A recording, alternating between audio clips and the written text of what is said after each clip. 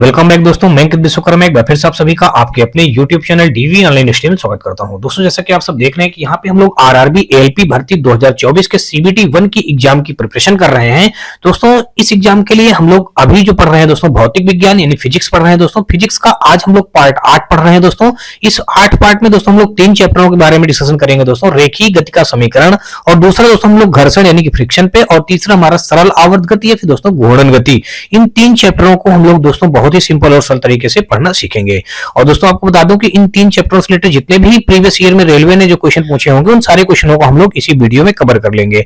दोस्तों, ये जो हमारा चल रहा है दोस्तों पार्ट 8 चल रहा है दोस्तों। इसके पहले हम लोग 1 से 7 नंबर तक के पार्ट पढ़ चुके हैं। अगर दोस्तों आप लोग उन पार्टों को ना देखे हो तो रेलवे भर्ती साइंस 2024 नाम से हमारा दोस्तों यहाँ पे एक प्लेलिस्ट बना है, जहां से आप लोग जाके उन सारी वीडियो को देख सकते हैं। और दोस्तों आपको बता दूं, इस वीडियो के साथ साथ हमारे इस चैनल पे जितने भी प्रीवियस ईयर के रेलवे मैथ का और दोस्तों रेलवे रीजनिंग की भी क्लासेस चल रही हैं, जो कि दोस्तों उनका भी प्लेलिस्ट बना है, आप लोग उनको भी देखना मत भूलिएगा।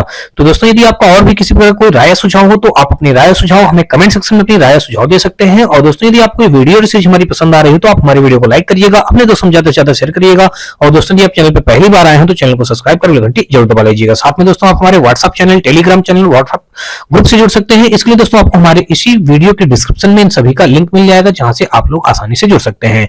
और दोस्तों, यहाँ पे हम लोग यूथ कमीशन टाइम्स की बुक 2022-23 और 2024 की बुकों का अध्ययन कर रहे हैं, जो कि रेलवे के एग्जामों के लिए दोस्तों बहुत ही सफिशिएंट बुक है। दोस्तों चलिए हम लोग स्टार्ट करते हैं आज का अपना पार्ट 8 का दोस्तों पहला क्वेश्चन। और पहला क्वेश्चन दोस्तों हमारा ये रहा। अवस्था से शुरू होने के बाद एक नाव सीधी रेखा में नियत दर से 3 मीटर प्रति सेकंड के त्वरण से 8 सेकंड तक गति करती है। इस समय के दौरान नाव द्वारा तय की गई कुल दूरी हमको ज्ञात करना है। दोस्तों यहाँ पे देख लीजिए, हमको क्या निकालना है दोस्तों, दूरी यानी कि एस निकालना है। और यहाँ पे हमको टी दिया गया है 8 सेकंड का, और त्वरण दिया गया है यानी कि ए दिया गया है 3 मीटर प्रति सेकंड स्क्वायर दे रखा है। यहाँ से यू हो जाएगा हमारा, ये हो जाएगा 0 हो जाएगा। और अब आगे देखेंगे दोस्तों, तो हमको एस निकालना है। तो फार्मूला हम जानते हैं, गति का दूसरा समीकरण का जो फार्मूला होता है, गति का दूसरा समीकरण यहाँ पे लिखते हैं, गति का दूसरा समीकरण। गति का दूसरा समीकरण दोस्तों क्या होता है, एस बराबर UT plus half AT square. S बराबर UT plus half AT square. S का मान हमको ज्ञात करना है। u का मान दोस्तों यहाँ पे देख लीजिए, हमको पता है 0, और t का मान हमको पता है 8, और प्लस का यहाँ पे हम 1/2 रख देंगे। और a का वैल्यू दोस्तों यहाँ पे देख लीजिए 3 है, और t का वैल्यू दोस्तों हमारा कितना हो जाएगा, 8 × 8 हो जाएगा। इस 2 से हम जब 8 को कट करेंगे तो यहाँ पे दोस्तों 4 आ जाएगा, और इसको जब हल करेंगे तो s का वैल्यू जो यहाँ से आ जाएगा 8 चौक 32, 32 तिरको या 4 3 12, 12 8 96 हो जाएगा। 96 दूरी को हम मीटर से व्यक्त करते हैं, इसलिए दोस्तों हमारा 96 मीटर क्या हो जाएगा इस क्वेश्चन का राइट आंसर, यानी कि ऑप्शन नंबर देखा जाए तो यहाँ पे हमारा सी के साथ ये क्वेश्चन क्या हो जाएगा, बिल्कुल राइट हो जाएगा। नेक्स्ट देखेंगे हम लोग 447 नंबर क्वेश्चन, और यहाँ पे दिया गया कि निम्नलिखित में से कौन सा समीकरण वेग समय संबंध को दर्शाता है। दोस्तों यहाँ पे कहा गया कि निम्नलिखित में से कौन सा समीकरण जो है वो वेग और समय के संबंध को दर्शाता है। तो ये हो जाएगा दोस्तों हमारा समीकरण, ये जो होता है गति का प्रथम समीकरण जो होता है, यहाँ पे ये इस क्वेश्चन का राइट आंसर हो जाएगा। गति का प्रथम समीकरण v बराबर u प्लस हाफ v बराबर u प्लस एटी, ये हमारा क्या हो जाएगा, ये गति का प्रथम समीकरण है, और ये वेग और समय के संबंध को दर्शाता है। किसको दर्शाएगा दोस्तों, वेग और समय के संबंध को दर्शाता है। दोस्तों ये क्वेश्चन हमारा बहुत इंपॉर्टेंट है दोस्तों, यहाँ पे देख लीजिए कितनी बार क्वेश्चन पूछा गया है, तो कहीं ना कहीं आप लोग इस क्वेश्चन को ध्यान में रखिएगा। अब इससे रिलेटेड में दोस्तों अगर आपको बताऊं, यहाँ पे देख लीजिएगा, यहाँ पे अगर हम लिखें, ये इससे रिलेटेड बातें सारी लिख देता हूं जो हमेशा पेपर में पूछी जाती हैं। गति का प्रथम समीकरण जो होता है, गति का यहाँ पे प्रथम समीकरण, गति का प्रथम समीकरण दोस्तों जो होता है, ये होता है हमारा यहाँ पे v बराबर u प्लस एटी। क्या होता है दोस्तों, v बराबर u प्लस एटी। इसमें जो होता है दोस्तों, ये हमारा वेग और समय के संबंध को दर्शाता है दोस्तों। किसको किसको, वेग और वेग समय, यानी कि वेग समय के संबंध को दर्शाएगा, संबंध को दर्शाता है। ये हो गया, इससे रिलेटेड आप ध्यान रखिएगा। इसी प्रकार जो हमारा हो जाएगा ये गति का द्वितीय समीकरण, गति का द्वितीय समीकरण। अब दोस्तों जान लीजिए, गति का द्वितीय समीकरण जो होता है वो होता है s बराबर UT plus half AT square. ये क्या होता है, गति का द्वितीय समीकरण होता है। ये किसके किसके बीच दोस्तों संबंध दर्शाएगा, ये स्थित तथा समय के संबंध को दर्शाता है दोस्तों। क्या होता है, ये हमारा स्थित, यहाँ पे हमने स्थित लिख लिया, स्थित, और दोस्तों क्या करेगा, स्थित और समय के अंतराल को स्थिति तथा समय, यहाँ पे हम लिख देते हैं स्थिति तथा समय के संबंध को दर्शाता है। तो ये इससे रिलेटेड बातें हो गई दोस्तों। अब हम गति का तीसरा समीकरण अगर देखें, गति का तृतीय समीकरण, यहाँ पे गति का तृतीय समीकरण, गति का तृतीय समीकरण दोस्तों जो हमारा होता है वो होता है दोस्तों v स्क्वायर बराबर u स्क्वायर प्लस का 2as, ये होता है दोस्तों। अब ये जो दर्शाता है दोस्तों, ये किसके किसके संबंध, स्थिति तथा वेग के बीच के संबंध को दर्शाता है दोस्तों। किसका किसका, स्थित तथा वेग, स्थित तथा वेग के स्थित तथा वेग के संबंध को दर्शाता है, संबंध को दर्शाएगा दोस्तों। ठीक है, तो ये दोस्तों तीन बातें हो गई। ये तीन बातें पेपर में हमेशा अक्सर पूछी जाती हैं। अब इन तीनों बातों को बिल्कुल अपने दिमाग में भर लीजिएगा। यानी कि देख लीजिएगा, सबसे पहले गति का जो प्रथम समीकरण होता है वो होता है दोस्तों v बराबर u प्लस at। अब गति के प्रथम समीकरण संबंध किसका किसका होता है, वेग और समय के संबंध को दर्शाता है। गति का द्वितीय समीकरण होता है s बराबर ut plus half at square, ये हमारा स्थित तथा समय के संबंध को दर्शाता है। गति का तृतीय समीकरण जो होता है वो v स्क्वायर बराबर u स्क्वायर प्लस का 2s होता है, ये हमारा स्थित तथा वेग के संबंध को दर्शाता है। तो चलिए हम लोग नेक्स्ट क्वेश्चन देखते हैं दोस्तों। अब यहाँ पे अगला हमारा जो हो जाएगा दोस्तों, यहाँ पे 48 नंबर क्वेश्चन।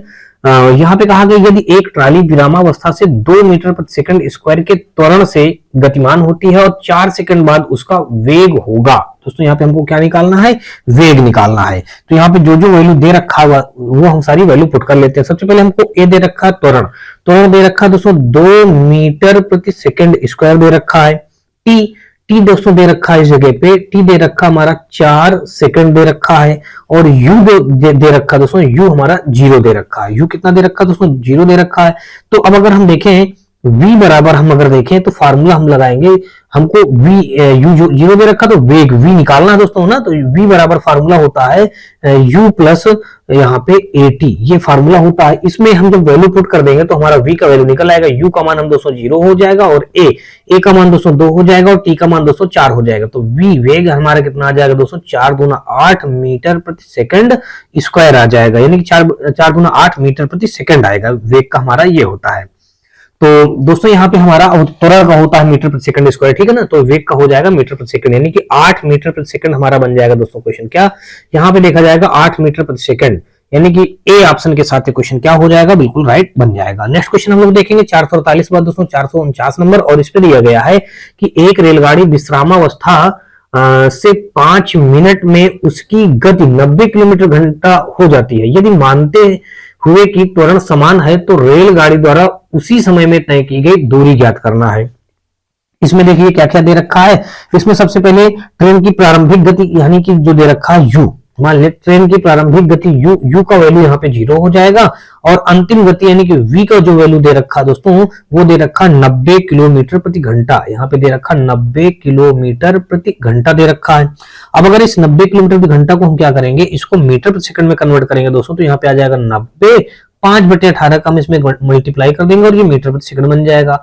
18 पंचे 90 5 आ जाएगा और यहाँ पे आ जाएगा 50 25 आ जाएगा और यहाँ पे 25 आ गया। अब दोस्तों ये हमारा 25 क्या आ जाएगा, हमारा यहाँ पे ये जो आया 50 25 आ जाएगा, ठीक। 18 पंचे 90 50 25 मीटर प्रति सेकंड आ गया। तो ये इसको हम लिख देंगे मीटर प्रति सेकंड लिख देंगे। ये तो आ गया दोस्तों हमारा v आ गया। अब दोस्तों यहाँ देख लीजिए 5 मिनट समय कितना दे रखा है, यानी कि t का वैल्यू दोस्तों दे रखा है यहाँ पे 5 मिनट का समय दे रखा है। अगर इसको हम सेकंड में कन्वर्ट करेंगे तो t बराबर आ जाएगा हमारा यहाँ पे 60 × 5, ये हमारा इतना सेकंड बन जाएगा। यानी कि 6 पंचे 300 सेकंड हमारा इस क्वेश्चन का क्या हो, ये आंसर नहीं होगा दोस्तों, भी तो हमारा टाइम इतना सेकंड में कन्वर्ट कर लिया। अब तरह तो रेलगाड़ी द्वारा उसी समय में तय की गई दूरी हमको ज्ञात करना है। क्या निकालना है दोस्तों, दूरी। तो दूरी बराबर दोस्तों अगर हम फार्मूला देखें तो दूरी बराबर फार्मूला हम निकालने के लिए दोस्तों क्या करेंगे, पहले हमको v बराबर हम निकालेंगे, दूरी बराबर निकालने के s बराबर ut प्लस हाफ at वाला फार्मूला लगाया जाएगा। लेकिन उसके लिए पहले दोस्तों हमको क्या निकालना पड़ेगा, ये मतलब v का वैल्यू निकालना पड़ेगा। तो v बराबर फार्मूला होता है u प्लस at। क्या होता है दोस्तों, u प्लस at। तो u का मान यहाँ पे दोस्तों देख लीजिए हमारा क्या दिया गया, 0, हमने 0 रख दिया। और a का वैल्यू यहाँ पे दोस्तों हमको नहीं पता है तो a का वैल्यू हमने वही रख दिया। और t का मान हमको पता है दोस्तों 300 सेकंड, हमने 300 सेकंड रख दिया। और v का वैल्यू हमको पता है दोस्तों 25 मीटर, तो हमने यहाँ पे रख दिया 25। अब अगर देखा जाएगा तो ये आ जाएगा हमारा 25 बराबर 300 ए आ जाएगा। तो अब अगर हम देखेंगे तो ए का वैल्यू यहां से क्या निकल करके आ जाएगा, ए का वैल्यू आ जाएगा 1/6 आ जाएगा। क्या आ जाएगा दोस्तों, ए का वैल्यू 1/6 आ गया। तो ए का वैल्यू हमारा कितना बन गया दोस्तों, 1/6 बन गया। 1/6 हमारा ये आ गया मीटर प्रति सेकंड स्क्वायर आ गया। हमने यहां से दोस्तों ए का वैल्यू फाइंड आउट कर लिया। अब दोस्तों देखेंगे अच्छा 25 छक्का 150 होता है, 25 बारहम होता है दोस्तों कितना, यहाँ पे देखिए हम गलती कर रहे थे, 25 बारहम होता है दोस्तों कितना 300, 25 बारहम हो जाएगा 300, तो 1/12 आ जाएगा। क्या आएगा दोस्तों हमारा, फाइनली हमारा यहाँ से ए का वैल्यू जो आ गया 1/12 मीटर प्रति सेकंड स्क्वायर आ गया। ये तो हमारा ए का वैल्यू निकल आया। हमको निकालना क्या है, तय की गई दूरी निकालना है। अब दूरी दोस्तों हम जानते हैं, तय की गई दूरी यानी कि एस निकालने का फार्मूला हम जानते हैं क्या होता है, एस बराबर UT plus half AT square. तो दूरी निकालने के लिए कह रहा है तो एस बराबर यूटी प्लस का यहाँ पे half AT square, half AT square. तो यहाँ पे अगर देखा जाए दोस्तों तो यहाँ पे हमने एस निकालना है हमको, यू का वैल्यू 0 है, टी का मान जो भी होगा दोस्तों वहां पे हमने ये रख दिया और प्लस का 1/2 रख दिया, और ए का मान अभी हम निकाल चुके हैं 1/12 और टी का मान दोस्तों हम जानते हैं कितना निकाले हैं 300। तो 300 का यहाँ पे हो जाएगा हमारा स्क्वायर हो जाएगा। देन दोस्तों हमारा ये एस बराबर आ जाएगा, ये तो पूरा पद 0 हो जाएगा और यहाँ से आ जाएगा 1/, यहाँ पे 24 बन जाएगा, 12 दूनी 24 इंटू 3 का 9 और यहाँ पे हमारे 4 जीरो बन जाएंगे। अब अगर इसको 24 से हम दोस्तों कट करेंगे, यानी कि अगर इसको हम 24 से कट कर दें, पहले 6 से कट कर देते हैं दोस्तों, 6 चौको 24 हो जाएगा और यहाँ पे 6 एक अंदम 6 बचा दोस्तों 3 और 6 पंचे 30 हो गया और 3 जीरो हमने आगे वैसे ही बना दिया। अब दोस्तों अगर इसको 4 से कट करेंगे तो यानी कि एस बराबर हमारा आ गया 15 बना करके 3 जीरो बटे हमारा आ गया 4। 4 से इसको कट करेंगे तो यहाँ पे आ जाएगा 4 3 12 और 12 3 बचा तो 4 सते 28 और 4 पंचे 20, यानी कि हमारा 5 और 1 जीरो बच जाएगा। तो यानी कि एस का जो वैल्यू आ गया दोस्तों हमारा ये आ गया 3750 आ गया। कितना आ गया दोस्तों 3750 हमारा क्या आया मीटर आया 3750, यानी कि दूरी कितनी आ गई दोस्तों हमारा 3750। अब देखिए आंसर हमारा कहीं मैच हो रहा है, 3750 दोस्तों हमारा कहीं भी मैच नहीं हो रहा है। अगर इसमें हम क्या करें, इस 3750 में 1000 का भाग कर दे दोस्तों, यहाँ पे क्या कर देते हैं 1000 का हम भाग कर दे। यहाँ पे हमने क्या किया 1000 का इसमें भाग कर देंगे तो ये किलोमीटर में बन जाएगा दोस्तों। जब किलोमीटर में बन जाएगा तीन ये देखिए 3750 बटे हमने क्या किया 1000 का भाग कर दिया तो ये एस बराबर, तो ये जीरो से ये जीरो कट गया। देन हमारा दोस्तों कितना आ जाएगा 3.75 किलोमीटर आ जाएगा। यही हमारे इस क्वेश्चन का क्या बन जाएगा राइट आंसर, यानी कि ऑप्शन नंबर देखा जाए तो डी के साथ ये क्वेश्चन क्या हो जाएगा बिल्कुल राइट हो जाएगा। होप सो दोस्तों आपको ये क्वेश्चन बहुत अच्छी तरीके से समझ में आया होगा। चलिए नेक्स्ट क्वेश्चन हम लोग देखेंगे 449 के बाद दोस्तों 450 नंबर क्वेश्चन, और 450 नंबर क्वेश्चन पे दिया गया है कि एक वस्तु स्थिर स्थिति से आरंभ होकर 4 मीटर प्रति वर्ग सेकंड के निरंतर त्वरण से स्थानांतरित होती है। 8 सेकंड के बाद इसकी गति कितनी होगी, 16 मीटर प्रति सेकंड होगी, 8 मीटर प्रति सेकंड होगी या 32 मीटर प्रति सेकंड होगी, 4 मीटर प्रति सेकंड होगी। दोस्तों ये हमारा आरआरबी एएलपी के 2018 में थर्ड शिफ्ट में क्वेश्चन पूछा गया था। यहाँ पे देख लीजिए सबसे पहले जो हमको दिया गया है, सबसे पहले कहा गया है कि 4 मीटर प्रति सेकंड के सेकंड वर्ग, यानी कि आरंभ होकर 4 मीटर प्रति सेकंड 4 मीटर प्रति वर्ग सेकंड के निरंतर त्वरण से, त्वरण यानी कि ए का मान यहाँ पे दे दिया गया दोस्तों 4 मीटर प्रति सेकंड स्क्वायर दे दिया गया। 8 सेकंड दोस्तों टी का मान यहाँ पे दे दिया गया कितना दोस्तों 8 सेकंड हमारा टी का मान दिया गया है। अब हमको u यानी कि इसका प्रारंभिक वेग हमारा दिया गया 0 है, और हम जानते हैं दोस्तों हमको निकालना क्या इसकी गति, यानी कि क्या निकालना है दोस्तों गति, यानी कि v निकालना है। v बराबर हम जानते v निकालना है, चलिए v बराबर हम फार्मूला जानते हैं u प्लस एटी होता है। क्या होता है दोस्तों u प्लस एटी। अब इसी में सारे वैल्यू पुट कर देंगे तो v बराबर u, तो u का वैल्यू दोस्तों देख लीजिए यहाँ पे क्या दिया गया है, u का वैल्यू हमारा यहाँ पे हो जाएगा 0, तो हमने 0 रख दिया। a का वैल्यू हमारा है 4 और टी का वैल्यू दोस्तों यहाँ पे देख लीजिए कितना है 8 का स्क्वायर, u बराबर u प्लस एटी स्क्वायर, नहीं u बराबर एटी स्क्वायर नहीं होता दोस्तों, केवल 80 होता है फार्मूला ना हमारे यहाँ पे, टी स्क्वायर हम क्यों लगा दे रहे हैं, वो तो हमारा दूसरा हो जाएगा फार्मूला ना, ये इतना होगा। अब यहाँ पे देखेंगे तो इसका मल्टीप्लाई करेंगे तो v बराबर हो जाएगा 4 8 32, हमारा ये 32 मीटर प्रति सेकंड आ जाएगा। वेग कितना आ जाएगा दोस्तों 32 मीटर प्रति सेकंड। ऐसा ऑप्शन दोस्तों देख लीजिए हमारा दिया गया है सी पे, तो 450 का हमारा सी के साथ ये क्वेश्चन क्या हो जाएगा बिल्कुल राइट हो जाएगा। नेक्स्ट क्वेश्चन हम लोग देखेंगे 450 के बाद दोस्तों 451 नंबर क्वेश्चन, और यहाँ पे दिया गया है कहा गया है कि गति का पहला समीकरण किसके बीच संबंध दर्शाता है। अभी दोस्तों मैंने पिछले क्वेश्चन में आपको बताया है कि गति का पहला समीकरण जो होता है वो स्थिति और दोस्तों नहीं, स्थिति और समय नहीं होता है, ये वेग और समय के बीच हमारा संबंध दर्शाता है। गति का पहला समीकरण किसके बीच संबंध दर्शाता है दोस्तों, वेग और समय के बीच संबंध दर्शाता है। मैंने पिछले क्वेश्चन में गति का पहला समीकरण किसके बीच दर्शाता है, द्वितीय और तृतीय, मैंने सबके बारे में विस्तृत तरीके से आपको बता दिया है। तो यहाँ पे गति का पहला समीकरण हमारा किसके बीच में दर्शाएगा, वेग और समय के बीच में दर्शाएगा।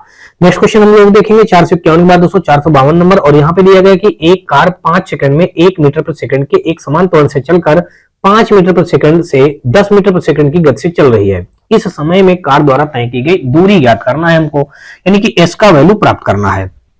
तो यहाँ पे देख लीजिए, सबसे पहले हमको जो दिया गया है टी का वैल्यू कितना दिया गया है दोस्तों, 5 सेकंड दे रखा, हमने 5 सेकंड ले लिया। फिर उसके बाद ए त्वरण, त्वरण दोस्तों कितना दे रखा है, यहाँ पे 1 मीटर प्रति सेकंड स्क्वायर दे रखा है। फिर अगर आगे देखें तो v1, यानी कि v1 हमारा कितना दिया गया है, यहाँ पे दिया गया है 5 मीटर प्रति सेकंड, और v2 हमारा दोस्तों कितना दिया गया है, यहाँ पे 10 मीटर प्रति सेकंड, यानी कि 10 मीटर प्रति सेकंड। तो दोस्तों ऐसे अगर हम वेग परिवर्तन निकालें, यहाँ पे वेग परिवर्तन दोस्तों हमारा मान लीजिए u है, u बराबर हो जाएगा v2 माइनस v1। सारी वैल्यू पुट कर देंगे, v2 का मान है 10 और v1 का मान है दोस्तों 5, तो यहाँ पे हमारा आ जाएगा 5 मीटर प्रति सेकंड आ जाएगा। ये हमारा दोस्तों क्या आ जाएगा, u का मान आ जाएगा।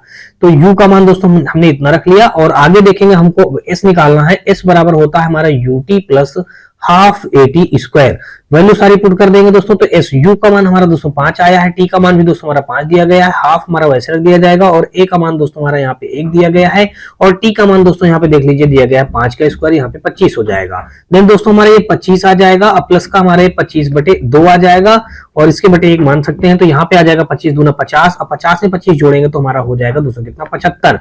75 बटे हमारा 2 बन जाएगा। 75/2 को जब दोस्तों हम हल करेंगे तो यहाँ से 2 से हम इसको कट कर देंगे तो कितना आ जाएगा, 2 3 6, 2 7 14, 2 5 10, 37.5 मीटर आ जाएगा। यानी कि इस क्वेश्चन का जो राइट आंसर बन जाएगा दोस्तों 37.5 मीटर। ऑप्शन नंबर हमारा बी के साथ ये क्वेश्चन क्या हो जाएगा, बिल्कुल राइट हो जाएगा। नेक्स्ट क्वेश्चन हम लोग देखेंगे 453 के बाद दोस्तों हम लोग 452 के बाद 453 नंबर क्वेश्चन। इस पे कहा गया गति का दूसरा समीकरण डॉट डॉट और समय के बीच संबंध देता है। अब दोस्तों गति का जो दूसरा समीकरण है, हमने बता रखा है कि गति का जो दूसरा समीकरण होता है वो त्वरण और समय के बीच जो होता है संबंध देता है। किसके किसके बीच, यानी कि गति का दूसरा समीकरण, यहाँ पे हमने लिख दिया दूसरा जो समीकरण होता है वो होता है दोस्तों s बराबर यहाँ से ut plus half AT square. ये दोस्तों जो संबंध देता है हमारा, ये संबंध देता है कुल मिलाकर के किसके किसके बीच दोस्तों, ये त्वरण और दोस्तों और समय के बीच, त्वरण और समय के बीच ये संबंध देता है।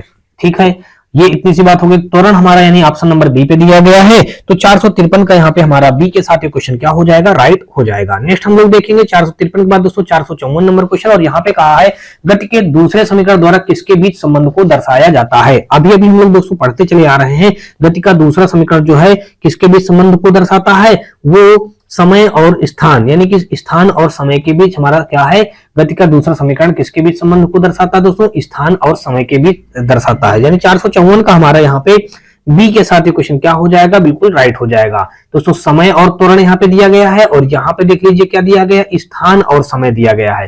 तो ये कहीं ना कहीं दोस्तों यानी त्वरण और समय, यहाँ पे गति का दूसरा समीकरण था त्वरण और समय के बीच में, त्वरण और समय के बीच में, और यहाँ पे देख लीजिएगा त्वरण और समय जो यहाँ पे हमारा ये जो स्थान दिया गया है, इसी को हम लोग स्थान और समय भी कह सकते हैं दोस्तों। क्या हो जाएगा, स्थान और समय भी कह सकते हैं। यानी कि ऑप्शन नंबर हमारा 454 का बी के साथ ये क्वेश्चन राइट हो जाएगा। आप लोग कंफ्यूज मत होइएगा, जिसमें पीछे कुछ और बता दिया गया, यहाँ पे हमारा समय यानी स्थान और समय भी हम इसको लिख सकते हैं। ठीक है, चलिए नेक्स्ट देखेंगे हम लोग 454 के बाद दोस्तों 455 नंबर, और इस पे कहा गया है कि गति का दूसरा समीकरण स्थित कहा जाए तो भी वही बात देखिए, स्थान कहा जाए तो भी वही बात है। अभी जैसे पिछला क्वेश्चन आप कंफ्यूज हो रहे थे, ठीक है ना, तो स्थित यानी कि स्थित कह दिया जाए तो भी वही बात है, स्थान कह दिया जाए तो भी वही बात है, और डॉट डॉट के बीच संबंध दर्शाता है दोस्तों। किसके बीच, हमने बताया समय के बीच, यानी कि स्थित समय कह दिया जाए तो भी वही बात है, स्थान और समय कह दिया जाए तब भी वही बात है। यानी कि ऑप्शन नंबर देखा जाए तो हमारा यहाँ पे 455 का डी के साथ क्वेश्चन क्या हो जाएगा, बिल्कुल राइट हो जाएगा। फिर से दोस्तों समझ लीजिएगा, गति का द्वितीय समीकरण जो होता है वो हमारा स्थित और दोस्तों किसके बीच, समय के बीच संबंध दर्शाता है। एक बात तो हम इसको ये कह सकते हैं, दूसरे स्थान में इसको कह सकते हैं, स्थित को हम स्थान भी कह सकते हैं, स्थान और समय भी कह सकते हैं दोस्तों। क्या कह सकते हैं, स्थान और समय भी कह सकते हैं, दूसरी भाषा में ये कह सकते हैं। तो इनके बीच हमारा गति का दूसरा समीकरण जो है वो संबंध दर्शाता है। नेक्स्ट देखेंगे हम लोग 456 नंबर क्वेश्चन, और 456 नंबर क्वेश्चन पे यहाँ पे दिया गया है, कहा गया गति के निम्नलिखित समीकरण में से कौन सा एक पिंड द्वारा सीधे यात्रा की गई दूरी का विस्थापन को निर्धारित करने के लिए इस्तेमाल किया जाता है। तो यहाँ पे जो हमारे गति के जो समीकरण दोस्तों दिए गए हैं, तो वो हो जाएगा हमारा s बराबर ut plus half at square, यानी कि a के साथ ये क्वेश्चन क्या हो जाएगा, बिल्कुल राइट हो जाएगा। ये जो है हमारा पिंड द्वारा सीधे यात्रा की दूरी या विस्थापन को निर्धारित करने के लिए इस्तेमाल किया जाता है। s बराबर ut plus half at square, ये गति का हमारा दूसरा समीकरण होता है। चलिए नेक्स्ट क्वेश्चन हम लोग देखेंगे। यहाँ पे आगे दिया गया है कुल मिलाकर के हमारा 456 का हमारा यहाँ पे ए के साथ ये क्वेश्चन क्या हो जाएगा, बिल्कुल राइट हो जाएगा। नेक्स्ट देखेंगे 456 के बाद दोस्तों 457 नंबर, और यहाँ पे दिया गया है कि गति के समीकरण के संबंध में निम्नलिखित में से कौन सा गलत है। एस बराबर UT plus half AT square, तो सही है। फिर दोस्तों ये जो हमारा दिया गया वी बराबर यू प्लस एटी, ये भी सही है। और इन दोनों में से ए और सी में देख लीजिए, ए और सी में फार्मूला होता है, तीसरा समीकरण जो होता है वी स्क्वायर बराबर होता है V square U square plus का 2as, ये होता है। अब दोस्तों देख लीजिए, अगर इससे बनाएंगे तो ये जो हमारा ये बन जाएगा दोस्तों v बराबर आ जाएगा, ये यू स्क्वायर इधर आएगा तो प्लस में हो जाएगा, तो यू स्क्वायर प्लस का 2s बन जाएगा, ये हमारा राइट हो जाएगा। अगर इधर से हम v को इधर ले लेंगे तो यू स्क्वायर माइनस का 2s हो जाएगा, तो ये तो गलत हो जाएगा। यानी कि 457 का हमारा यहाँ पे सी के साथ ये क्वेश्चन क्या हो जाएगा, बिल्कुल राइट बन जाएगा। नेक्स्ट देखेंगे 457 के बाद दोस्तों लोग 458 नंबर क्वेश्चन, और यहाँ पे दिया गया है हमारा, इस पे कहा गया है कि यदि एक कार अपनी प्रारंभिक स्थिति से 20 सेकंड में 144 किलोमीटर प्रति घंटा की गति से एक समान रूप से त्वरित होती है, तो यह कितनी दूरी तय करेगी, यह कितनी दूरी तय करेगी, ये क्वेश्चन में कहा गया है। यहाँ पे इसका मान लेते हैं प्रारंभिक वेग हमारा u जो है वो 0 है। समय दोस्तों यहाँ पे देख लीजिए दिया गया है 20 सेकंड का, तो हमने यहाँ से t का वैल्यू लिख लिया, 20 सेकंड हो जाएगा, हमने लिख लिया। फिर आगे कहा है 144 किलोमीटर प्रति घंटा की गति से 144 किलोमीटर प्रति घंटा, यानी कि v बराबर जो हो जाएगा हमारा 144 किलोमीटर प्रति घंटा हो जाएगा, 144 किलोमीटर प्रति घंटा हमारा v हो गया। अब अगर ये किलोमीटर प्रति घंटा को अगर हम मीटर प्रति सेकंड में बताएं, मतलब ये मीटर प्रति सेकंड में बनाएं, तो ये कितना हो जाएगा, 144 बटे हमारा हो जाएगा ये 5/18 हो गया। तो ये पूरे का हम 18 यहाँ पे लिख ले रहे हैं, ऐसे कर दे रहे हैं। ठीक है दोस्तों, ये हमारा 18 हो गया। अब 18 अट्ठे कितना होता है दोस्तों, 18 अट्ठे 144 होता है, तो 5 अट्ठे 40 हो जाएगा, यानी कि v का वैल्यू हमने निकाल लिया दोस्तों, इतने मीटर प्रति सेकंड आ गया हमारा, 40 मीटर प्रति सेकंड बना लिया। अब दोस्तों जब 40 मीटर प्रति सेकंड ये हमारा वैल्यू आ गया, तो हमको निकालना क्या है। अब अगर हम निकालें यहाँ पे फार्मूला हम जानते हैं दोस्तों क्या होता है, v बराबर हमको निकालना क्या है, यह कितनी दूरी तय करेगी। अच्छा हमको s निकालना है, तो s निकालने के पहले दोस्तों हम जानते हैं a निकाल लें, तो क्योंकि s में a की आवश्यकता पड़ेगी, तो a निकालने के लिए फार्मूला होता है v बराबर u प्लस at, ये फार्मूला होता है। तो v का वैल्यू दोस्तों यहाँ पे देख लीजिए कितना दिया गया है, v का वैल्यू जो है हमारा यहाँ पे 40 दे रखा है, और u का वैल्यू हमारा कितना दे रखा है, u का वैल्यू जो हमारा यहाँ पे दे रखा है दोस्तों कितना 0, और प्लस का a हमको नहीं पता है, और t का वैल्यू दोस्तों यहाँ पे देख लीजिए कि दिया गया है 20, तो हमने यहाँ पे रख दिया 20 रख दिया। तो आगे देखेंगे, अब यहाँ से 20 से अगर इसको हम कट करेंगे तो a का वैल्यू यहाँ से निकल आएगा हमारा 2 निकल आएगा। क्या निकल आया दोस्तों, a का वैल्यू 2 मीटर प्रति सेकंड स्क्वायर निकल के आ गया। अब हमको निकालना है दूरी, यानी कि s बराबर निकालना है, तो ut प्लस का half at square, value put करेंगे दोस्तों u, तो u का वैल्यू हमारा दोस्तों यहाँ पे कितना गया 0, और t का वैल्यू दोस्तों देख लीजिए यहाँ पे कितना हमारा दिया गया है 20 सेकंड, और ये हो गया ut plus half at square. a का वैल्यू हमने 2 निकाला है, और t का वैल्यू हमारा दोस्तों हो जाएगा कितना 400 हो जाएगा, 20 20 हम दोस्तों हो जाएगा 400। ये दो से ये दो हमारा कैंसिल हो जाएगा, और यहां से हमारा ये वैल्यू आ जाएगा 400 आ जाएगा। तो इस बराबर हमारा दोस्तों कितना आ गया 400, हमारे इस क्वेश्चन का क्या बन जाएगा, मीटर आगे लिख देंगे, यानी कि दूरी हमारी मीटर में मापी जाती है, इसलिए दोस्तों 458 का ए के साथ ये क्वेश्चन क्या हो जाएगा, बिल्कुल राइट बन जाएगा। नेक्स्ट हम लोग देखेंगे 458 के बाद दोस्तों हम लोग 459 नंबर क्वेश्चन, और 459 नंबर क्वेश्चन यहाँ पे हमारा देख लीजिए, इसमें दिया गया है, इस पे कहा गया है 459 नंबर पे कि एक बस विश्राम अवस्था से चलना शुरू करती है और नियत त्वरण से एक पहाड़ी से उतरती है, यदि 10 सेकंड में 200 मीटर की दूरी तय करती है तो इसका त्वरण क्या होगा, यानी कि त्वरण यानी कि ए निकालना है दोस्तों। यहाँ पे हमको सारी वैल्यू जो दी गई दोस्तों उनको हम पुट कर देंगे। यहाँ पे हमारा प्रारंभिक वेग हमारा u हो जाएगा, 0 हो जाएगा, और आगे देखेंगे तो दूरी हमारी दी गई दोस्तों यहाँ पे 200 मीटर की दूरी, यानी कि s दिया गया है दोस्तों हमारा 200 मीटर, हमने ये लिख लिया। 10 सेकंड यानी समय दिया गया है दोस्तों कितना, 10 सेकंड का, हमने 10 सेकंड समय लिख लिया। ये इतनी सारी बातें हो गई। अब हमको फार्मूला पता है, s बराबर होता है ut प्लस का हाफ at स्क्वायर। सारी वैल्यू पुट कर देंगे। s का मान हमको यहाँ पता है 200, हमने 200 रख दिया, और u का मान जब ये तो 0 ही हो जाएगा, प्लस का यहाँ से हमने रख दिया 1/2, और a का वैल्यू हमको निकालना है, इंटू t का वैल्यू हमारा हो जाएगा दोस्तों कितना, 10 हो जाएगा। ये 2 से इस 100 को काटेंगे तो यहाँ पे 50 आ जाएगा। देन हमारा दोस्तों यहाँ पे आ जाएगा 200 बराबर आ जाएगा 50 a आ जाएगा। ए का वैल्यू निकालेंगे दोस्तों तो ये 0 से 0 कट गया, 5 चौक 20, यानी कि त्वरण हमारा आ जाएगा 4 मीटर प्रति सेकंड स्क्वायर आ जाएगा, 4 मीटर प्रति सेकंड स्क्वायर। यानी कि ऑप्शन नंबर देखा जाए तो ए के साथ ही क्वेश्चन हमारा क्या हो जाएगा, बिल्कुल राइट हो जाएगा।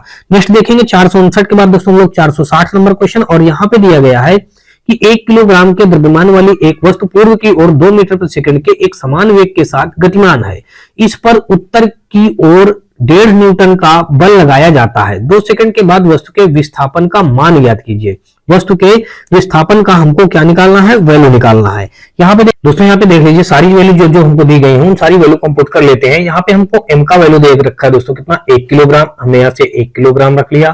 फिर उसके बाद देखेंगे दोस्तों तुम्हारा प्रारंभिक वेग हमारा ये दिया गया है, 2 मीटर प्रति सेकंड के एक समान वेग के साथ गतिमान है। तो प्रारंभिक वेग यानी कि u हमारा दिया गया है दोस्तों कितना, 2 मीटर प्रति सेकंड दे रखा है। उसके बाद अगर हम देखें तो t, ये t हमारा दिया गया है 2 सेकंड, यानी कि समय दे रखा है दोस्तों 2 सेकंड का समय दे रखा है, और यहाँ बल जो दे रखा है यानी कि F दे रखा है 1.5 न्यूटन का बल दे रखा है।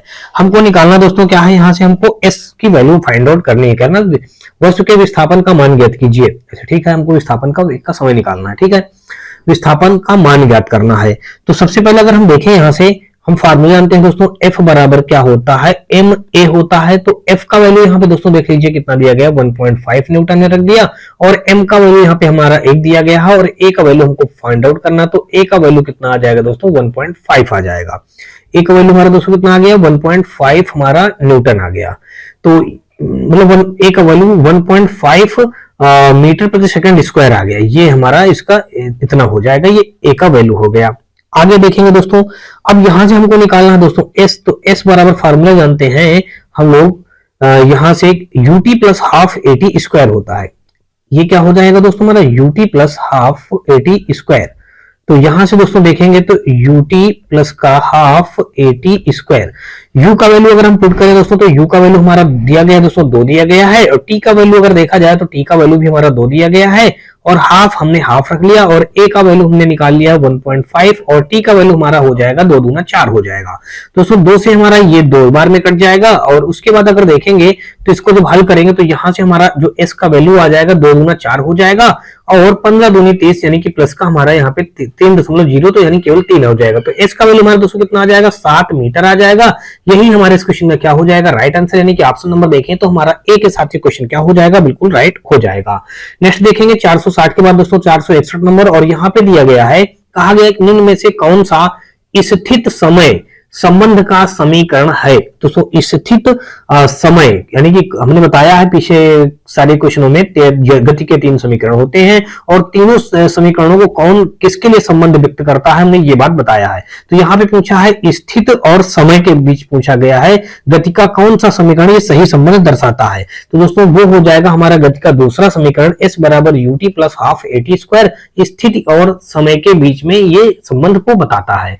चलिए नेक्स्ट क्वेश्चन हम लोग देखेंगे यहाँ पे, और 462 नंबर क्वेश्चन यहाँ पे दिया गया है, कहा गया है कि एक वस्तु अपनी स्थिर अवस्था से चलना आरंभ करती है या 2 सेकंड में 5 मीटर प्रति सेकंड की गति से प्राप्त कर लेती है, इसका त्वरण क्या होगा, हमको त्वरण निकालना है।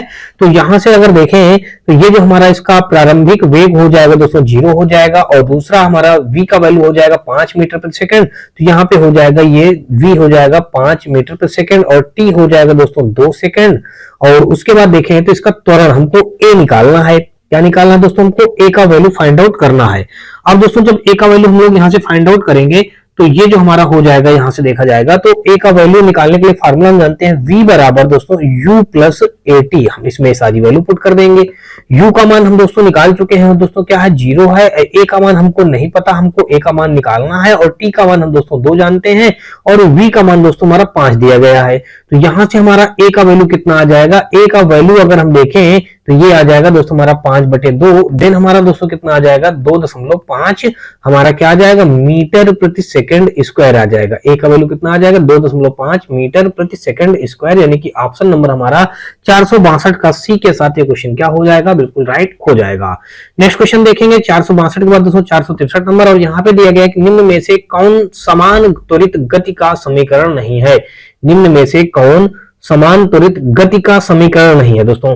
अब गति का समीकरण पूछा है तो यहाँ पे गति का समीकरण दोस्तों आप जानते हैं s बराबर ut plus half AT square, ये तो होता है गति समीकरण। v बराबर u प्लस AT, ये भी होता है। अब जो तीसरा समीकरण होता है दोस्तों देख लीजिएगा, तीसरा समीकरण होता है v स्क्वायर बराबर हमारा होता है u स्क्वायर प्लस का 2as। अब यहाँ पे देख लीजिएगा ये v स्क्वायर बराबर निकालेंगे तो ये जो ये माइनस का u स्क्वायर है जब इधर आएगा तो प्लस का u स्क्वायर बन जाएगा, यानी कि हमारा ये भी हो जाएगा। कौन सा नहीं होगा दोस्तों, ये हमारा तीसरा नहीं होगा। इसने यही पूछा कि समीकरण नहीं है, नहीं वाला पूछा है।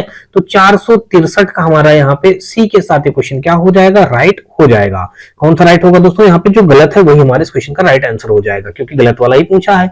चलिए आगे देखेंगे 463 के बाद दोस्तों 464 नंबर, और 464 नंबर क्वेश्चन पे यहाँ दिया गया है, कहा गया है कि एक बच्चे के हाथ में 1/4 किलोग्राम की एक गेंद है और वह इसे ऊर्ध्वाधर रूप से ऊपर की ओर फेंकता है। उसका हाथ ऊपर की ओर 10 सेंटीमीटर उठता है और उसके हाथ से गेंद 2 मीटर प्रति सेकंड के ऊपरी वेग से निकल जाती है।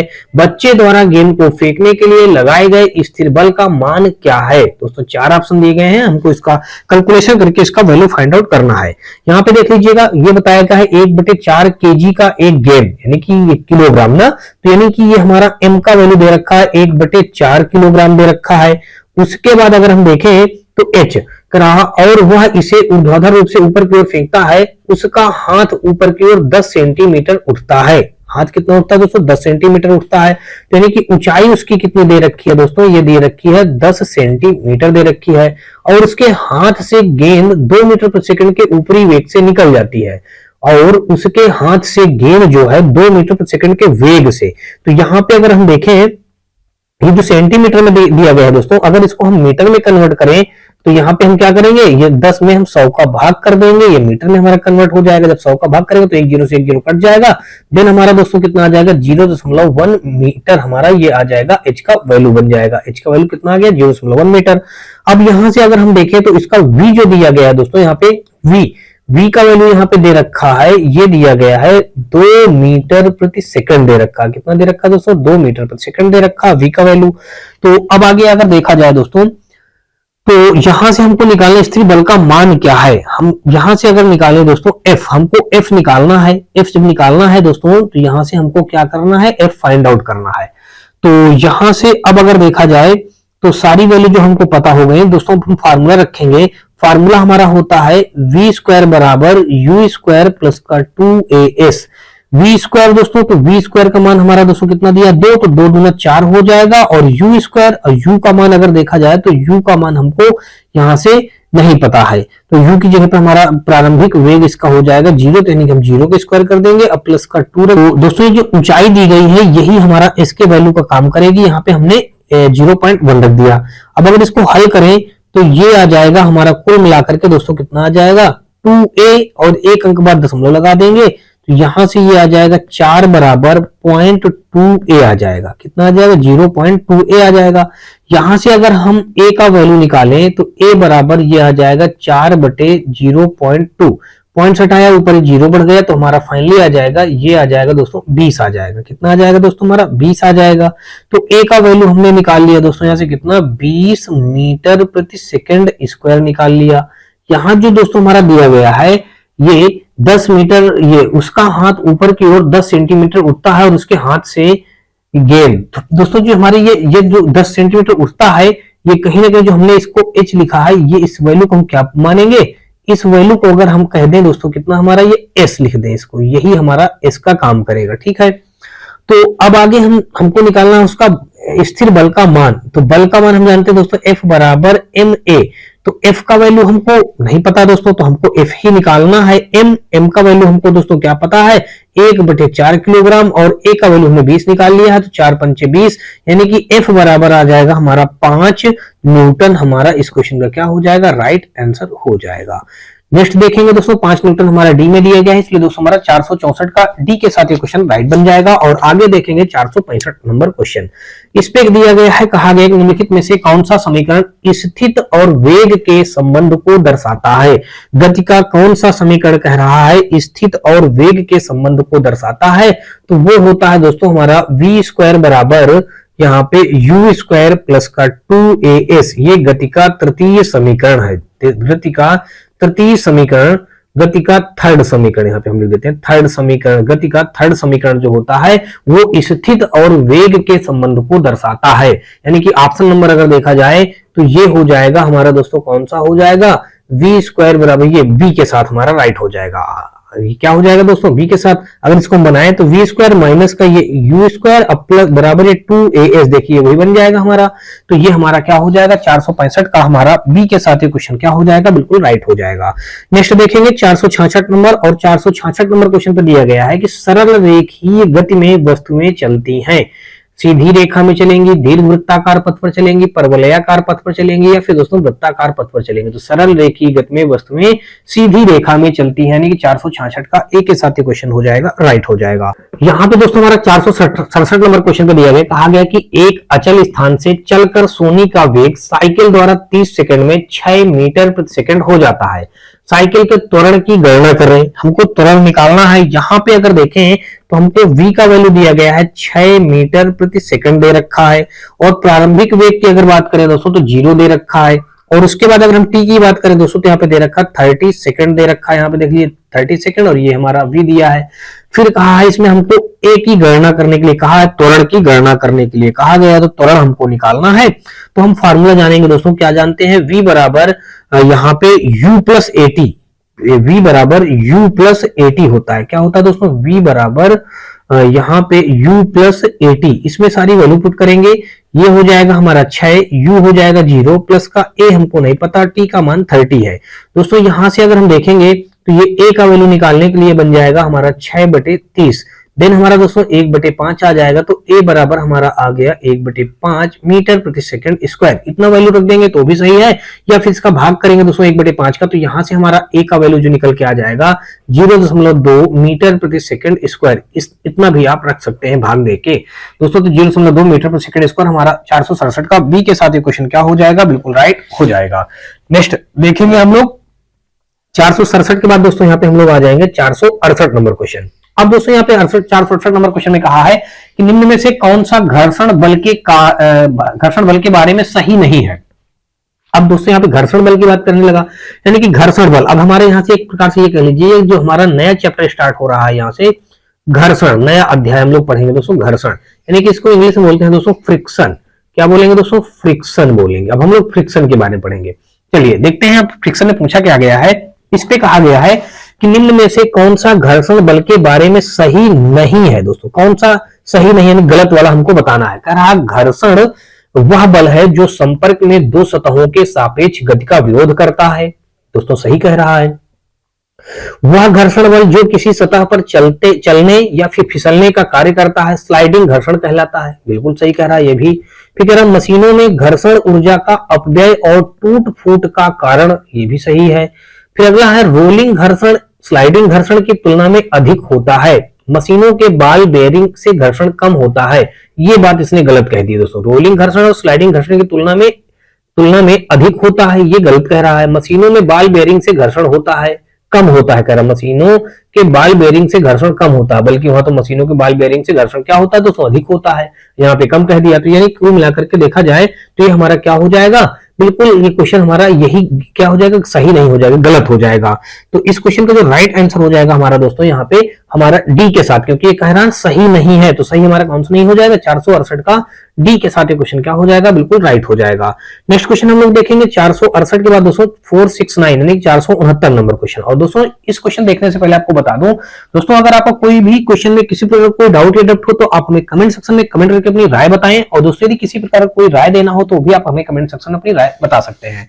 और दोस्तों यदि आपको वीडियो मैसेज हमारी पसंद आए तो आप हमारे वीडियो को लाइक करिएगा, अपने दोस्तों ज्यादा से ज्यादा शेयर करिएगा। और दोस्तों यदि आप चैनल पे पहली बार विजिट कर रहे हो तो चैनल को सब्सक्राइब कर घंटी जरूर दबा लीजिएगा, क्योंकि दोस्तों आपका एक लाइक शेयर एंड सब्सक्राइब हमारे लिए मोटिवेशन का काम करता है और हम वीडियो को और बेहतर करने में हमारी मदद करता है। तो दोस्तों अगर आप हमारे WhatsApp channel, Telegram channel, WhatsApp group से जुड़ना चाहते हैं दोस्तों, तो आपको बता दूं कि इसी वीडियो के डिस्क्रिप्शन में हमारे इन सभी का लिंक मिल जाएगा, जहां से आप लोग आसानी से जुड़ सकते हैं। तो देखते हैं दोस्तों हम लोग अगला क्वेश्चन 469, और 469 नंबर क्वेश्चन में यहाँ पे दिया गया है, कहा गया कि ब्रेक लगाने पर एक कार मुख्य रूप से बल के कारण रुक जाता है। ब्रेक लगाने पर एक कार मुख्य रूप से बल के कारण रुक जाता है गुरुत्वाकर्षण के कारण, केंद्राभिमुखी के कारण, या फिर दोस्तों घर्षण के कारण, या फिर केंद्रापसारक के कारण। यानी कि 469 का जो हमारा यहाँ पे राइट हो जाएगा दोस्तों, वो हो जाएगा घर्षण के कारण। ब्रेक लगाने पर एक कार मुख्य रूप से घर्षण बल के कारण रुक जाता है।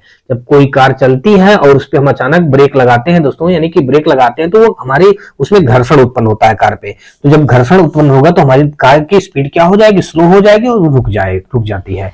यानी कि 469 का हमारा सी के साथ क्वेश्चन क्या हो जाएगा, राइट हो जाएगा। नेक्स्ट देखेंगे हम 470 नंबर, और इस पे दिया गया है कि यदि किसी गतिमान वस्तु पर कोई बल आरोपित नहीं है तो यह किसके कारण रुक जाती है। नहीं है पूछा गया ना, कोई बल आरोपित नहीं है तो यह किसके कारण रुक जाती है दोस्तों, आवेग के कारण, तनाव के कारण, घर्षण के कारण, या फिर दोस्तों गति के कारण।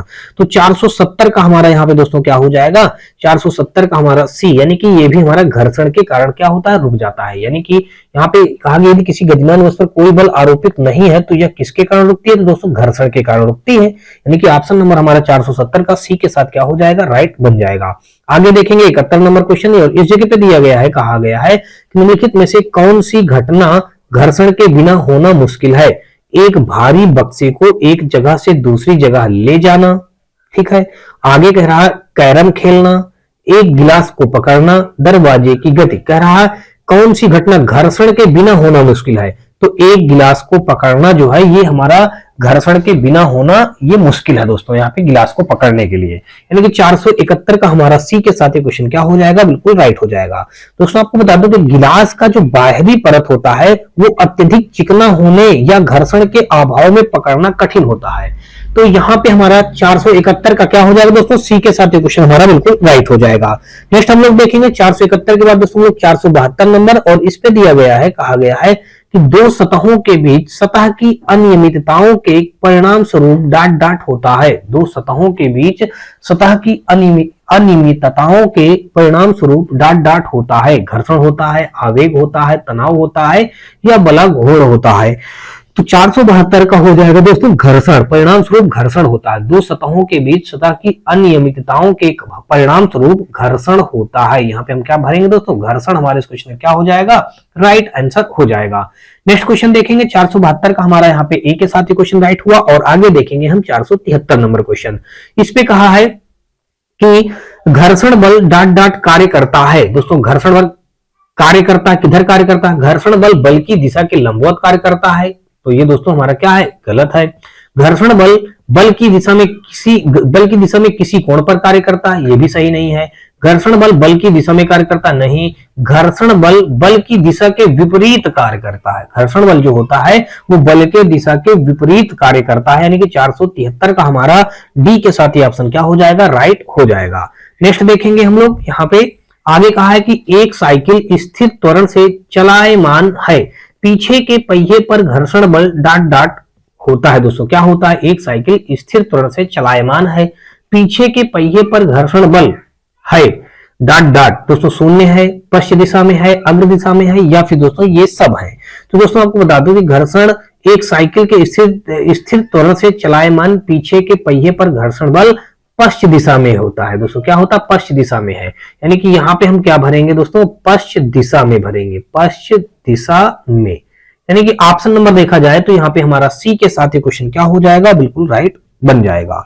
आगे देखेंगे हम 475 नंबर और 475 नंबर क्वेश्चन पे दिया गया है, कहा गया है कि कारों की ब्रेकिंग पैड में डॉट डॉट के गुणों का उपयोग किया जाता है। यानी कि कार के जो ब्रेकिंग पैड होते हैं उनमें हम किस गुण का उपयोग करते हैं? घर्षण का शून्य प्रभाव, वजन आवेग बल तनाव क्रिया, घर्षण का नकारात्मक प्रभाव, घर्षण का सकारात्मक प्रभाव। तो घर्षण का हम सकारात्मक प्रभाव हम ब्रेकिंग पैड में उनका उपयोग करते हैं। किसका? घर्षण का सकारात्मक प्रभाव का। यानी कि 475 का हमारा डी के साथ क्वेश्चन क्या हो जाएगा? राइट बन जाएगा। आगे देखेंगे 476 नंबर और इस पे दिया गया है कि घर्षण द्वारा किया गया कार्य डॉट डॉट होता है।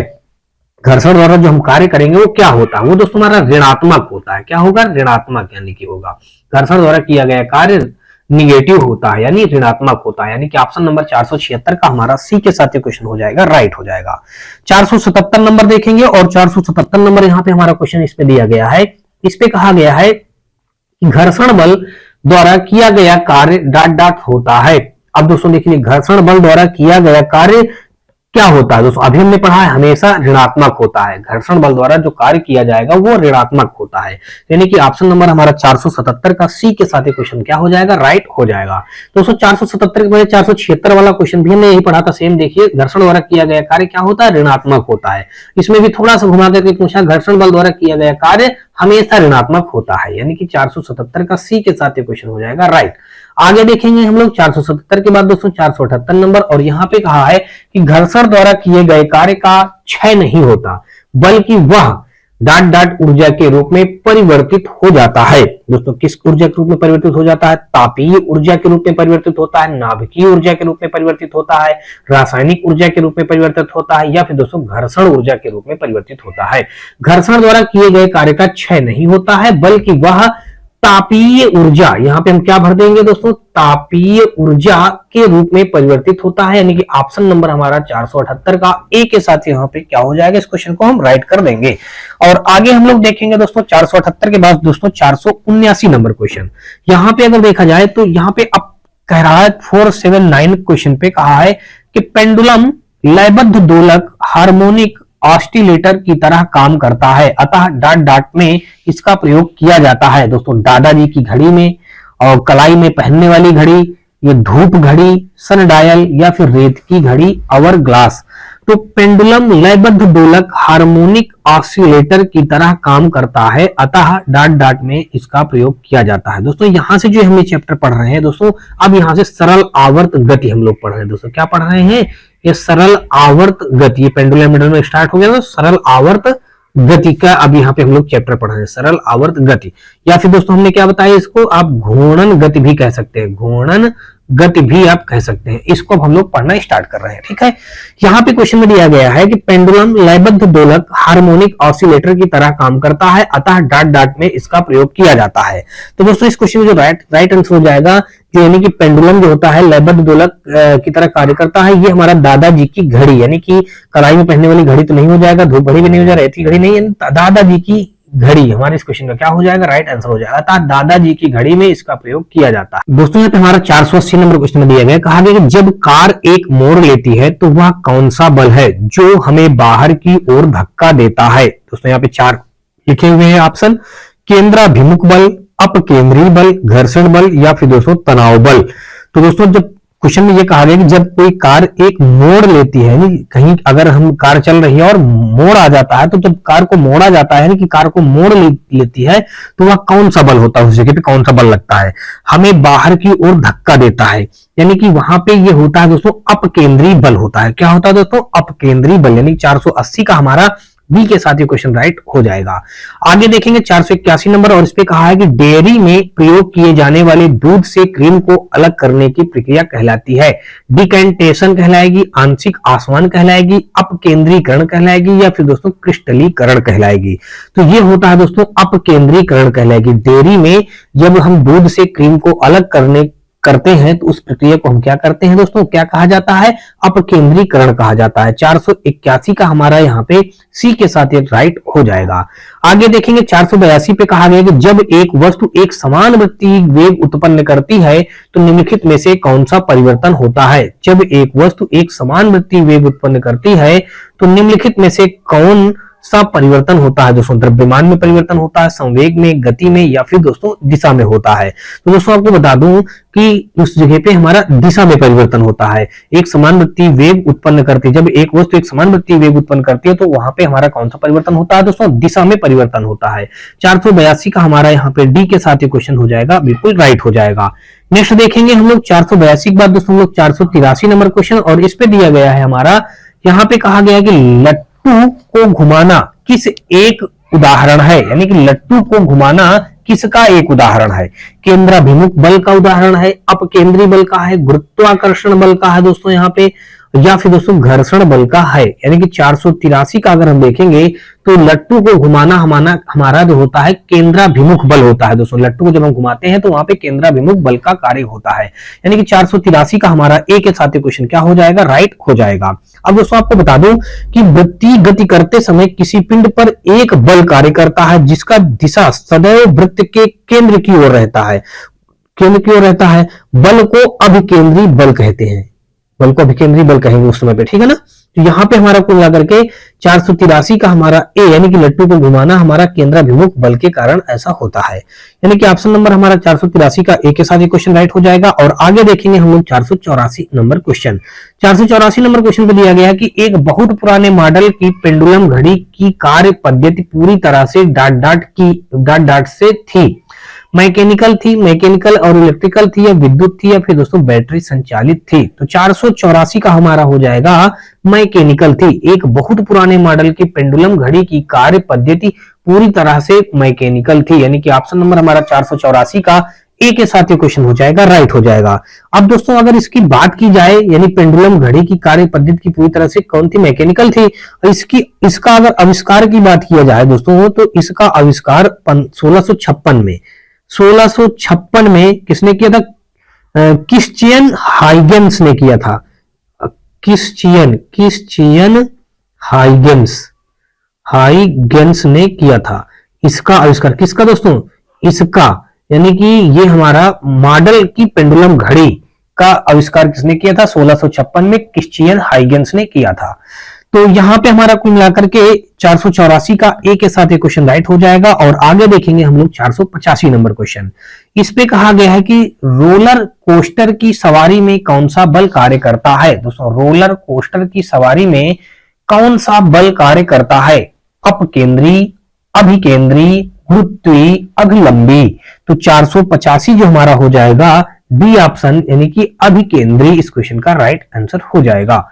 नेक्स्ट देखेंगे 485 के बाद दोस्तों लोग 486 नंबर, और इस पे कहा है कि यदि कोई पिंड रूपांतरित गति में एक वक्र पथ पर गति करता है तो इस गति को डॉट कहेंगे। अब दोस्तों क्या कहेंगे? 486 नंबर में हमारा डी दिया गया है, वक्र रेखी गति कहेंगे। यदि कोई पिंड रूपांतरित गति में एक वक्र पथ पर गति करता है तो इस गति को हम वक्र रेखी गति कहते हैं, यानी कि 486 का हमारा डी इस क्वेश्चन का क्या हो जाएगा? बिल्कुल राइट आंसर हो जाएगा। नेक्स्ट हम देखेंगे 486 के बाद दोस्तों 487 नंबर, और इस पे कहा गया है कि किसी निकाय को एक समान वृत्तीय गति में चलाने में लगने वाले आवश्यक नियत बल को डॉट कहा जाता है। दोस्तों अपकेंद्री बल कहा जाएगा, गुरुत्वाकर्षण बल कहा जाएगा, अभिकेंद्री बल कहा जाएगा, या फिर दोस्तों यांत्रिक बल कहा जाएगा? तो ये हो जाएगा दोस्तों अभिकेंद्री बल कहा जाता है। दोस्तों क्या हो जाता है? अभिकेंद्री बल वहां पे होता है। फिर से देख लीजिएगा, एक समान वृत्तीय गति में चलाने में लगने वाले आवश्यक नियत बल को अभिकेंद्री बल कहा जाता है, यानी कि 487 का हमारा सी इस क्वेश्चन का राइट आंसर हो जाएगा। नेक्स्ट देखेंगे, और यहाँ पे कहा है कि जब कोई वस्तु एक समान वृत्तीय गति से घूर्णन करती है तो प्रत्येक बिंदु पर इसका डॉट बदल जाता है। दोस्तों दाब बदल जाता है, वेग बदल जाता है, जड़त्व बदल जाता है, द्रव्यमान बदल जाता है। दोस्तों 488 का हमारा इस क्वेश्चन का क्या राइट आंसर हो जाएगा? इसका हो जाएगा दोस्तों हमारा वेग बदल जाता है। जब कोई वस्तु एक समान वृत्तीय गति से घूर्णन करती है तो प्रत्येक बिंदु पर इसका क्या होता है? वेग जो होता है वो बदल जाता है, यानी कि ऑप्शन नंबर हमारा 488 का बी के साथ ये क्वेश्चन को हम लोग राइट कर देंगे। आगे देखेंगे 488 के बाद दोस्तों लोग 489 नंबर, और यहाँ पे 89 नंबर पे दिया गया है कि यदि एक साधारण लोलक, दोस्तों लोलक कहें तो भी वही बात है, उसको हम पेंडुलम कह देंगे तब भी वही बात है, यानी कि यदि एक साधारण पेंडुलम की लंबाई बढ़ा दी जाए तो इसका आवर्त काल क्या होगा दोस्तों? तो इसका आवर्त काल हमेशा दोस्तों क्या हो जाता है? वो बढ़ता है दोस्तों, क्या होता है? बढ़ेगा। अब अगर दोस्तों इसका आवर्तकाल बढ़ने का अगर इसका हम फार्मूला देखें तो ये जो टी बराबर होता है हमारा, टी बराबर हो जाएगा 2 पाई अंडर रूट पूरे का एल अपान का जी हो जाएगा, एल अपान जी। जहां पे दोस्तों अगर हम देखें तो ये जो टी है, ये टी हमारा क्या हो जाएगा, ये टी हमारा आवर्तकाल है, आवर्तकाल होता है। और उसके बाद अगर दोस्तों देखें तो एल हमारा क्या होता है, लोलक की लंबाई होता है, यहाँ पे लोलक की लंबाई। तो ये हो गया लोलक की लंबाई। और उसके बाद दोस्तों अगर देखें तो टी हमारा दोस्तों आवर्तकाल हो गया और एल हो गया लोलक की लंबाई। और जी अगर देखा जाए तो गुरुत्वीय त्वरण है, जी हमारा गुरुत्वीय त्वरण है, गुरुत्वीय त्वरण है। तो ये इतनी सी बातें हो गई दोस्तों। हमारा साधारण लोलक या मतलब जो एक साधारण लोलक कहें या फिर एक साधारण पेंडुलम की लंबाई बढ़ा दी जाए तो उसका आवर्तकाल हमेशा बढ़ जाता है दोस्तों। यानी कि 489 का ए के साथ ही क्वेश्चन क्या हो जाएगा, बिल्कुल राइट हो जाएगा। आगे देखेंगे हम लोग यहाँ पे 490 नंबर क्वेश्चन, और इस पे दिया गया है हमारा 490 नंबर में, इस पे कहा गया कि दोलक के लिए निम्नलिखित में से कौन सा सही नहीं है। दोस्तों 4 ऑप्शन दिए गए हैं। संकेत साइन वेव हो सकते हैं, संकेत स्क्वायर वेव हो सकते हैं, संकेत अर्ध स्क्वायर वेव हो सकते हैं, रेडियो ट्रांसमीटर द्वारा प्रसारित सिग्नल दोलक सिग्नल का उदाहरण है। दोस्तों 490 का हमारा यहाँ पे जो हो जाएगा, तो यहाँ पे दोस्तों हमारे इस क्वेश्चन का राइट आंसर हो जाएगा संकेत अर्ध स्क्वायर वेव हो सकते हैं। यानी कि ऑप्शन नंबर देखा जाए तो 490 का हमारा सी के साथ ये क्वेश्चन क्या हो जाएगा, बिल्कुल राइट हो जाएगा। नेक्स्ट क्वेश्चन हम लोग देखेंगे 490 के बाद दोस्तों 491 नंबर पे आएंगे, और यहाँ पे देखेंगे तो यहाँ पे दिया गया है कि एक वृत्ताकार पथ में स्थिर गति वाले पिंड की गति को क्या कहा जाता है। परिसंचारी गति कहा जाता है, दोलनी गति कहा जाता है, असमान वृत्तीय गति कहा जाता है, या फिर दोस्तों समान वृत्तीय गति कहते हैं। तो 491 का हमारा हो जाएगा एक वृत्ताकार पथ में स्थिर गति वाले पिंड की गति को हम समान वृत्तीय गति कहते हैं। यानी कि ऑप्शन नंबर 491 का हमारा डी के साथ ये क्वेश्चन हो जाएगा, राइट हो जाएगा। आगे देखेंगे 492 नंबर, और यहाँ पे दिया गया है कि जब कोई वस्तु वृत्तीय पथ पर गति करती है तो घूर्णन करती हुई वस्तु पर केंद्र की ओर लगने वाला बल कहलाता है। जब कोई वस्तु वृत्तीय पथ पर गति करती है तो घूर्णन करती हुई वस्तु का केंद्र की ओर लगने वाला बल क्या कहलाएगा दोस्तों, कोणीय बल कहलाएगा, साधारण बल कहलाएगा, अभिकेंद्रीय बल कहलाएगा, या फिर दोस्तों गुरुत्वाकर्षण बल कहलाएगा। दोस्तों आपको बता दूं कि यहाँ पे हमारा अभिकेंद्रीय बल कहलाएगा। 492 का हमारा सी के साथ क्वेश्चन हमारा राइट हो जाएगा। नेक्स्ट हम लोग देखेंगे 492 के बाद दोस्तों 493 नंबर, और 493 नंबर क्वेश्चन पे दिया गया है कि किसी दोलक द्वारा एक आयाम पूरा करने में लिया गया समय क्या कहलाता है।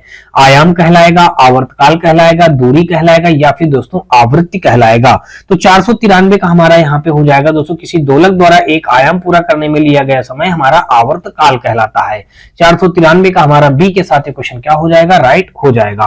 होप सो दोस्तों आपको अभी तक ये सारे क्वेश्चन समझ में आ रहे होंगे। फिर भी दोस्तों आपको बता दूं यदि किसी भी क्वेश्चन में किसी प्रकार कोई डाउट या डब्ट हो तो आप हमें कमेंट सेक्शन में कमेंट करके अपनी राय बताएं, और अपना किसी प्रकार कोई डाउट या डब्ट हो तो आप हमारे WhatsApp channel, Telegram channel, WhatsApp group से जुड़ सकते हैं। इसके लिए दोस्तों आपको हमारे इसी वीडियो के डिस्क्रिप्शन में सभी का लिंक मिल जाएगा, जहां से आप लोग आसानी से जुड़ सकते हैं। और दोस्तों यदि आपको ये वीडियो रेसिपी हमारी पसंद आ रही है तो आप हमारी वीडियो को लाइक करिएगा, अपने दोस्तों के साथ शेयर करिएगा, और दोस्तों यदि आप चैनल पर पहली बार आए हो तो चैनल को सब्सक्राइब कर घंटी जरूर दबा लीजिएगा। चलिए दोस्तों हम लोग देखते हैं 493 नंबर क्वेश्चन के बाद हम लोग 494 नंबर क्वेश्चन। इस पे दिया गया है, कहा गया है किसी सैटेलाइट और पृथ्वी के बीच आकर्षण का गुरुत्वाकर्षण बल डॉट डॉट को तेजी प्रदान करता है। अभिकेंद्रीय बल को, तनाव को, समतली बल को, अपकेंद्रीय बल को। तो 494 का हो जाएगा दोस्तों हमारा ए, अभिकेंद्रीय बल को। यानी कि ऑप्शन नंबर हमारा 494 का ए के साथ ही क्वेश्चन क्या हो जाएगा, बिल्कुल राइट हो जाएगा। किसी सैटेलाइट और पृथ्वी के बीच आकर्षण का गुरुत्वाकर्षण बल अभिकेंद्रीय बल को तेजी प्रदान करता है। 494 का हमारा ए के साथ ही क्वेश्चन राइट होगा। और देखेंगे दोस्तों आज के सीरीज का या आज के इस पार्ट का हम लोग अंतिम क्वेश्चन, और अंतिम क्वेश्चन में दिया गया है कि झूले पर बैठे लड़के की गति डॉट डॉट होती है। झूले पर बैठे लड़के की गति डॉट डॉट होती है दोस्तों, एक समान होती है। अब जैसे कोई व्यक्ति झूले में बैठा तो उसकी जो गति होगी वो एक समान तो कभी रहेगी नहीं, कभी ज्यादा होगी, कभी धीमा हो जाएगी, कभी रुक जाएगी। तो एक समान तो हमारा क्या हो जाएगा, बिल्कुल भी गलत है। फिर कह रहा वृत्ति रहेगी, जो लड़का जब झूले में बैठेगा वो झूले की जो गति होगी वो वृत्ति तो रहेगी नहीं दोस्तों, ये तो गलत कह रहा है। असमान रहेगी, ये भी सही गलत कह रहा है। अब कह रहा झूले में बैठे लड़के की गति आवृत्तीय होती है, आवर्ती होती है दोस्तों, यहाँ पे क्या लिखा, आवर्ती होती है। यानी कि ऑप्शन नंबर अगर देखें तो 495 का हमारा डी के साथ क्वेश्चन क्या हो जाएगा, बिल्कुल राइट हो जाएगा।